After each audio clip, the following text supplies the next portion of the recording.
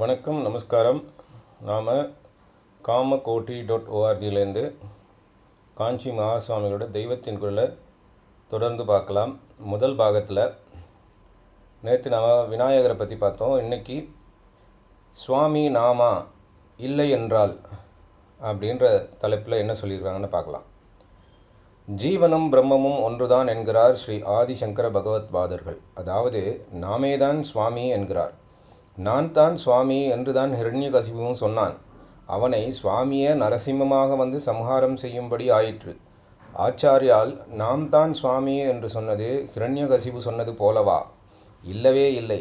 நான் தான் சுவாமி என்று ஹிரண்யகசிபு சொன்னபோது தன்னைத் தவிர வேறு சுவாமியே கிடையாது என்ற அகங்காரத்தில் சொன்னான். பகவத் பாதர்களோ சுவாமியைத் தவிர வேறு எதுவுமே கிடையாது என்பதால் நாமும் சுவாமிதான் என்கிறார். ஜீவன் தனக்கு உள்ளே அகங்காரத்தை அடியோடு விட்டுவிட்டால் இவனே பிரம்மத்தில் கரைந்து பிரம்மமாகி விடுகிறான் என்கிறார்.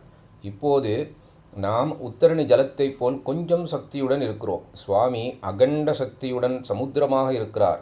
அந்த சமுத்திரத்தில் இருந்துதான் இந்த உத்தரணி ஜலம் வந்தது. இந்த உத்தரணி ஜலம் தான் தனி என்கிற அகங்காரத்தை கரைத்து சமுத்திரத்தில் கலந்து சமுத்திரமே ஆகிவிட வேண்டும். நாம் சுவாமியாக இல்லாவிட்டால் சுவாமியைத் தவிர வேறான ஒன்றாக இருக்க வேண்டும். அவ்வாறெனில் பரமாத்மாவுக்கு வேறான வஸ்துக்களும் உண்டு என்றாகிவிடும். அதாவது பல வஸ்துகளில் பரமாத்மாவும் ஒன்று என்றாகிவிடும். அவருடைய சம்பந்தமில்லாமல் அந்த பல வஸ்துக்கள் உண்டாகி இருக்கின்றன என்றாகும். இப்படி இருப்பின் அவர் பரமாத்மா சுவாமி என்பதே பொருந்தாதே. எல்லாமாக ஆன ஒரே சக்தியாக இருக்கிற மட்டும்தானே அவர் சுவாமி. எல்லாம் அவர் என்னும்போது நாம் மட்டும் வேறாக இருக்க முடியுமா? எனவே சுவாமியே நாம் என்று வெளிப்பார்வைக்கு அகங்காரமாக பேசுகிற அத்வைதிகள் சுவாமியின் மகிமையை குறைக்கவில்லை. மாறாக ஜீவன் சுவாமி அல்ல, இவன் அல்பன், அவர் மகா பெரிய வஸ்து, இவன் வேறு அவர் வேறு என்று அடக்கமாக சொல்கிறவர்கள்தான் தாங்கள் அறியாமலேயே அவரை பல சாமான்களில் ஒன்றாக்கி அவருடைய மகிமையை குறைத்து விடுகிறார்கள்.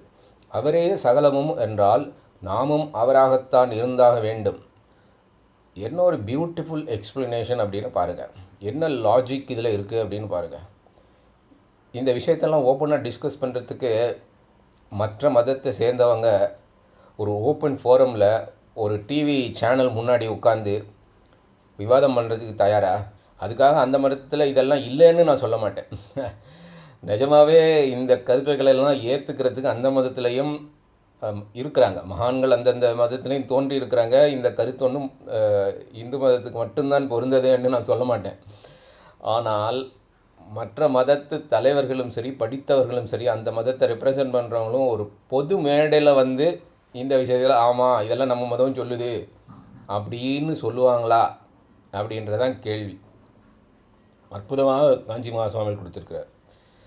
சமுத்திரமாக இருக்கிற அவரேதான் ஆற்று ஜலம், குளத்து ஜலம், கிணற்று ஜலம், அண்டா ஜலம், செம்பு ஜலம், உத்தரணி ஜலம் போல் நம் சக்தியை சிறு சிறு ரூபங்களாக செய்து கொண்டு பலவித ஜீவ ஐந்துகளாயிருக்கிறார்கள். இதில் மனிதனாகும்போது பாப புண்ணியத்தை அனுபவிக்கவும் பாப புண்ணியம் கடந்த நிலையில் தாமே ஆகிவிடவும் வழி செய்கிறார். மனிதனாகும்போது மனசு என்கிற ஒன்றை கொடுத்து அதை பாப புண்ணியங்களில் ஈடுபடுத்தி பலனை அனுபவிக்கச் செய்கிறார். மனசு ஆடிக்கொண்டே இருக்கிற நிலையில் உள்ள நாம் எடுத்த எடுப்பில் பாப புண்ணியமற்ற நிலையை அடைந்து அவரே நாம் என்று உணர முடியாது. ஆகவே அவரே நாமாக இருந்தாலும் அதை நாம் அனுபவத்தில் உணர்வதற்கு அவரது அருளை பிரார்த்திக்க வேண்டியவர்களாகவே இருக்கிறோம். அவர் மகா பெரிய சுவாமி, நாம் அல்ப ஜீவன். அவர் மகா சமுத்திரம், நாம் உத்தரணி ஜலம் என்கிற எண்ணத்தோடு ஆரம்பத்தில் பக்தியே செய்ய வேண்டியவர்களாக இருக்கிறோம். சுவாமி கொடுத்துள்ள மனசுதான் இப்போது நம்மை அவரிடமிருந்து பேதப்படுத்துகிறது. இந்த மனசை எடுத்த எடுப்பில் போ என்றால் போகாது. ஆகவே இந்த நிலையில் இதே மனசால் அவர் ஒருத்தரை மட்டும் பற்றி கொள்ள வேண்டும். மனசை அவர் குரங்காக படைத்திருக்கிறார். அந்த குரங்கு இப்போது தேகத்தை கெட்டியாக பிடித்து கொண்டிருக்கிறது. ஆனால் சுவாமி இந்த தேகத்தை நசிப்பதாக அல்லவா வைத்திருக்கிறார். இந்த அழுகல் பழத்தை மனக்குரங்கு விட்டுவிட வேண்டும். அழுகாத பழம் கிடைத்தால் அழுகல் பழத்தை குரங்கு போட்டுவிடும். அழுகாத மதுரமான பழம்தான் பரமாத்மாதான். அதை மனத்தால் பிடித்து கொண்டு சரீர பிரஜையை விட்டுவிட அபியசிக்க வேண்டும். இதற்குத்தான் பக்தி, பூஜை, க்ஷேத்ராடனம் எல்லாம் வைத்திருக்கிறது.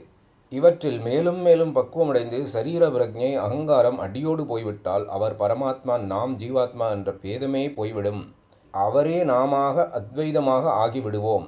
நீ வேறெனாதிருக்க, நான் வேறெனாதிருக்க என்ற அருணகிரிநாதர் படி அத்வைதத்தை அடைவோம் என்ற அனுபவத்தை அடைவோம் அப்படின்னு காஞ்சி மகாசுவாமிகள் மிக அற்புதமாக சொல்லியிருக்கிறாங்க.